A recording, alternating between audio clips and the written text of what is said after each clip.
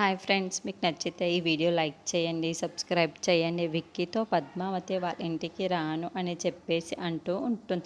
ఆ మాటలు వినగానే అక్కడున్న విక్కీ అయితే సరే అయితే నేనే మీ ఇంట్లో ఉంటాను అని చెప్పేసి వాళ్ళ ఇంట్లో ఉంటూ ఉంటాడు. అది చూడగానే అక్కడున్న పద్మావతి అయితే చాలా కోపంతో రగిలిపోతూ ఉంటుంది.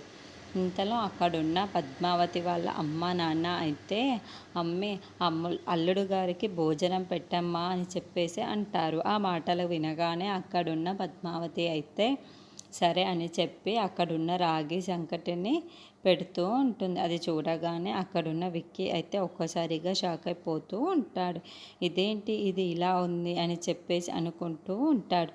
ఇంతలో అక్కడున్న రాగి సంకటిని తీసుకుంటూ ఉంటాడు. అది చూడగానే అక్కడున్న పద్మావతి వాళ్ళందరూ అయితే ఒక్కసారిగా నవ్వుకుంటూ ఉంటారు.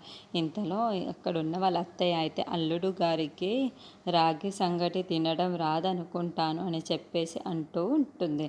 ఆ మాటలు వినగానే అక్కడున్న విక్కీ అయితే ఒక్కసారిగా షాక్ అయిపోయి ఆవిడ వైపుకు చూస్తూ ఉంటాడు. ఇంతలో అక్కడున్న పద్మావతి వాళ్ళ అమ్మ అయితే ఏంటి అల్లుడు గారికి రాగి సంగటి తినడం రాదా, అయితే పద్మావతి నువ్వే తినిపించవచ్చు కదా అని చెప్పేసి అంటూ ఉంటుంది. ఆ మాటలకి అక్కడున్న పద్మావతి అయితే ఒక్కసారిగా షాక్ అయిపోయి ఏంటి నేను తినిపించాలా అని చెప్పేసి అంటూ ఉంటుంది.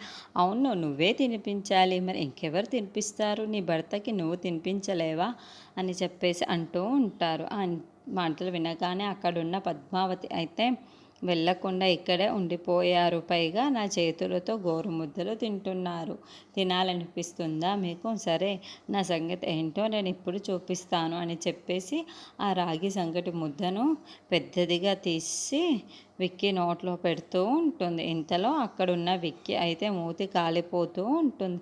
సరే పద్మావతి పెట్టింది కదా అని చెప్పేసి తింటూ ఉంటాడు. అది చూడగానే అక్కడున్న పద్మావతి అయితే ఏంటి ఇంత వేడిగా ఉన్నా సరే ఎలా తింటున్నారో ఏంటో అని చెప్పేసి ఒక్కసారిగా అనుకుంటూ ఉంటారు. ఇంతలో అక్కడున్న పద్మావతి విక్కీని చూస్తూ ఉండిపోతుంది.